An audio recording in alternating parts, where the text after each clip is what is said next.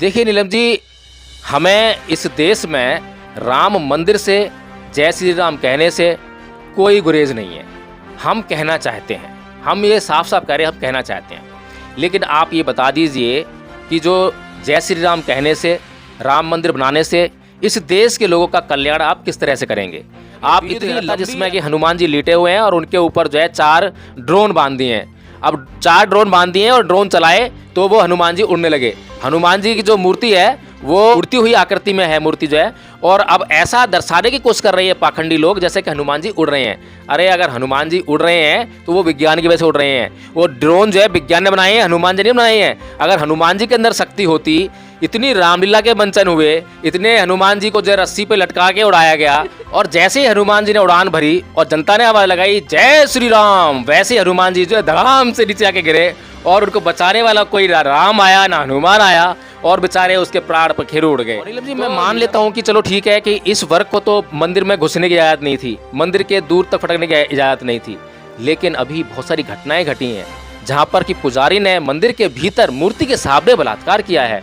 क्या वो महिला जिसका बलात्कार हुआ, जिसकी हत्या हुई, वो चिल्लाई नहीं होगी, वो चीखी नहीं होगी? उस मूर्ति ने तब भी वो आवाज नहीं सुनी, उस मूर्ति ने तब भी उसको बचाने का काम नहीं किया। अगर इस अत्याचार सहने वाले, शोषण सहने वाले वर्ग को इन अत्याचार और शोषण से निजात दिलाने का काम किया तो परम पूज्य बाबा साहब डॉक्टर भीमराव अम्बेडकर ने किया, और उन्होंने इस कार्य को करने के लिए कोई छू मंत्र नहीं किया। ऐसा नहीं हुआ कि उन्होंने छू कर दिया हो और उनके अत्याचार से उनको मुक्ति मिल गई हो, बल्कि उन्होंने जो है बचपन से ही कड़ी मेहनत की, कड़ी मेहनत करके पढ़ाई की, भूखा रहकर पढ़ाई की, अपने परिवार को जो है आर्थिक संकट में डालकर पढ़ाई की, अपने बच्चों के जीवन को संकट में डालकर पढ़ाई की, अपनी जीवन संगिनी के जीवन को संकट में डालकर पढ़ाई करी, अपने बीवी बच्चों के जीवन को बलिदान करके उन्होंने इतनी योग्यता हासिल की कि इस देश के सिर्फरे लोगों को जो है, जो कि नहीं चाहते थे कि परम पूज्य बाबा साहब डॉक्टर भीमराव अम्बेडकर संविधान लिखें, उनको जो है संविधान सभा में उनको आमंत्रित करना पड़ा और उनको संविधान लिखने का कार्य सौंपना पड़ा। और उस संविधान में इस बात का प्रावधान किया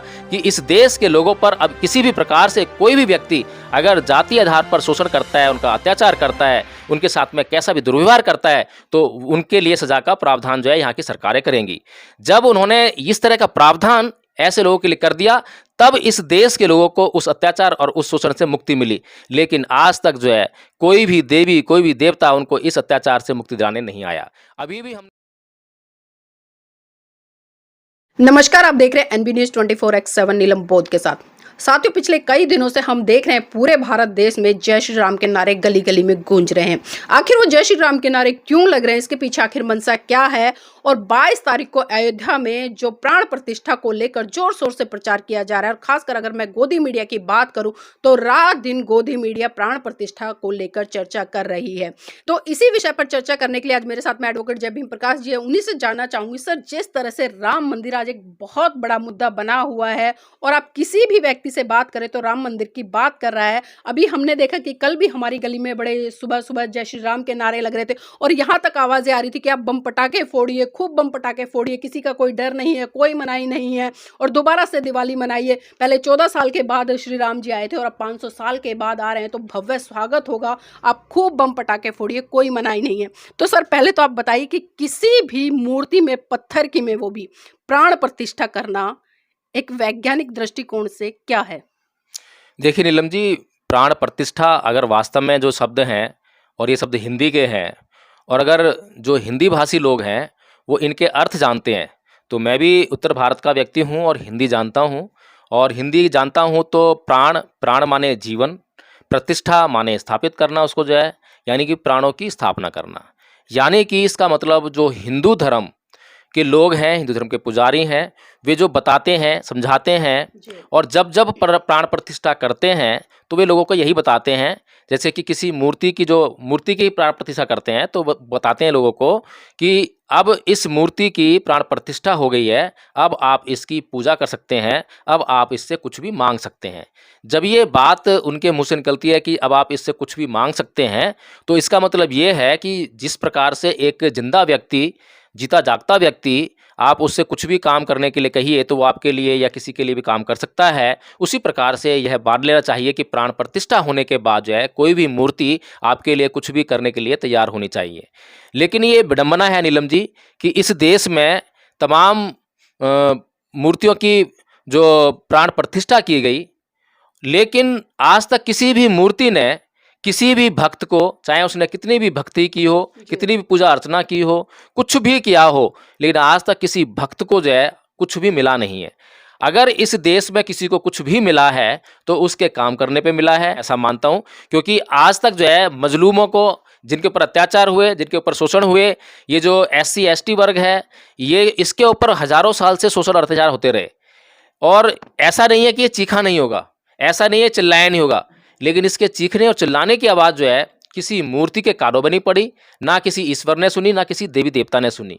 अगर इस अत्याचार सहने वाले, शोषण सहने वाले वर्ग को इन अत्याचार और शोषण से निजात दिलाने का काम किया तो परम पूज्य बाबा साहब डॉक्टर भीमराव अम्बेडकर ने किया। और उन्होंने इस कार्य को करने के लिए कोई छू मंतर नहीं किया। ऐसा नहीं हुआ कि उन्होंने छू कर दिया हो और उनके अत्याचार से उनको मुक्ति मिल गई हो, बल्कि उन्होंने जो है बचपन से ही कड़ी मेहनत की, कड़ी मेहनत करके पढ़ाई की, भूखा रहकर पढ़ाई की, अपने परिवार को जो है आर्थिक संकट में डालकर पढ़ाई की, अपने परिवार के बच्चों के जीवन को संकट में डालकर पढ़ाई की, अपनी जीवन संगिनी के जीवन को संकट में डालकर पढ़ाई करी, अपने बीवी बच्चों के जीवन को बलिदान करके उन्होंने इतनी योग्यता हासिल की कि इस देश के सिर्फ लोगों को जो है, जो कि नहीं चाहते थे कि परम पूज्य बाबा साहब डॉक्टर भीमराव अम्बेडकर संविधान लिखें, उनको जो है संविधान सभा में उनको आमंत्रित करना पड़ा और उनको संविधान लिखने का कार्य सौंपना पड़ा। और जब परम पूज्य बाबा साहब डॉक्टर भीमराव अम्बेडकर ने इस देश का संविधान लिखा तो उन्हें जो बचपन से ही जो एक टीस थी इस देश के लोगों की, जो पीड़ा उनके मन में समाई हुई थी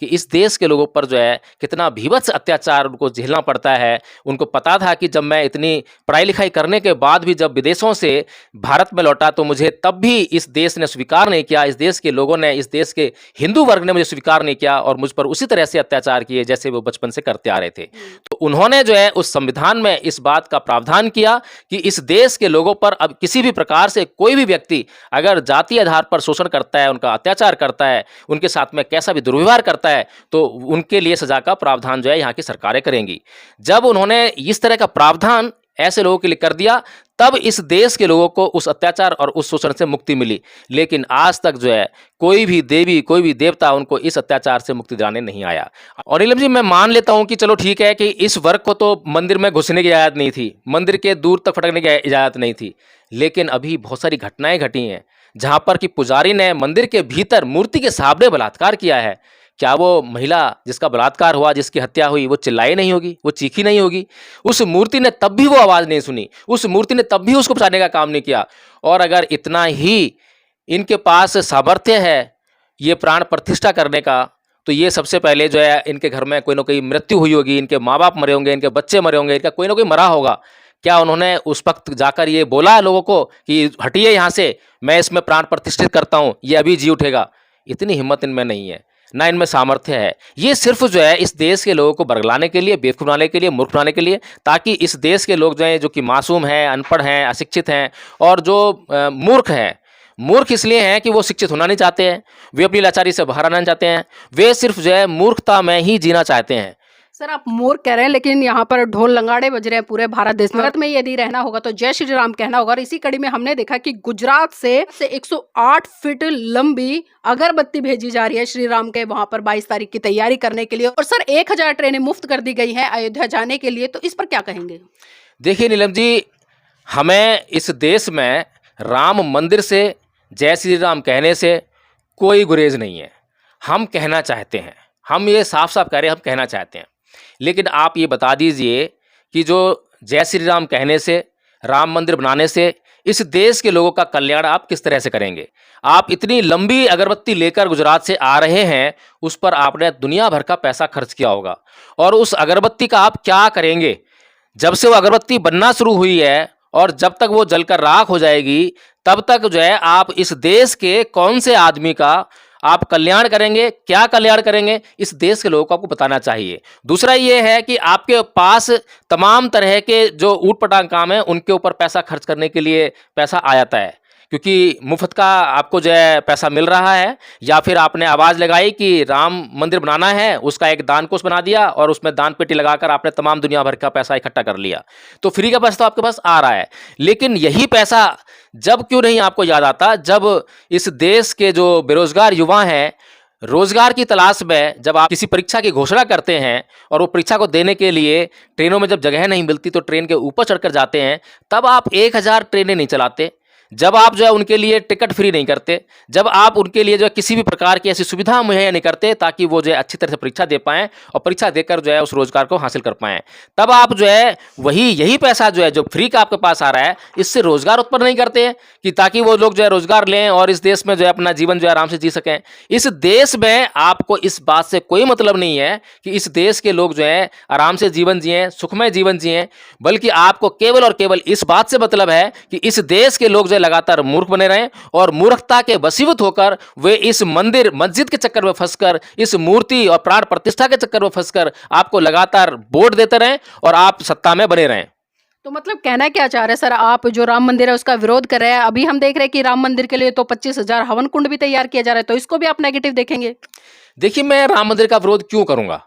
मुझसे लगातार कई लोग बातें करते हैं। मैं राम मंदिर का विरोध नहीं करना चाहता हूं, नहीं करना चाहता हूं, नहीं करना चाहता हूं। लेकिन मैं एक तार्किक व्यक्ति हूं, मैं किसी भी बात को यूं ही नहीं मान लूंगा। आप ये कह रहे हैं कि प्राण प्रतिष्ठा होगी तो बतानी पड़ेगी आप किस में प्राण प्रतिष्ठा कर रहे हैं। जिसकी आप प्राण प्रतिष्ठा कर रहे हैं, प्राण प्रतिष्ठा करने के बाद वह जो मूर्ति है वो कैसे व्यवहार करेगी, आज तक किस मूर्ति ने व्यवहार किया है, आपको भी तार्किक होना पड़ेगा, आपको भी वैज्ञानिक होना पड़ेगा। तो नीलम जी, अगर मैं तार्किक व्यक्ति हूं तो मुझे समझना चाहिए कि घी जो है जलाने के काम नहीं आता, घी खाने के काम आता है। और इस देश में कितने लोग, कितने बच्चे जो हैं जिनको दूध नहीं मिलता, जिनको पोषण नहीं मिलता, जो कुपोषण का शिकार होकर मरने के लिए मजबूर हैं, उनके लिए मोदी जी जो है घी की व्यवस्था क्यों नहीं करते? उनके लिए मोदी जो है दूध की व्यवस्था क्यों नहीं करते? ये व्यवस्था कब होगी? और नीलम जी, इस देश में अंधविश्वास और पाखंड की इंतहा हो गई है। मैं अभी एक वीडियो देख रहा था जिसमें कि हनुमान जी लेटे हुए हैं और उनके ऊपर जो है 4 ड्रोन बांध दिए हैं। अब 4 ड्रोन बांध दिए हैं और ड्रोन चलाए तो वो हनुमान जी उड़ने लगे।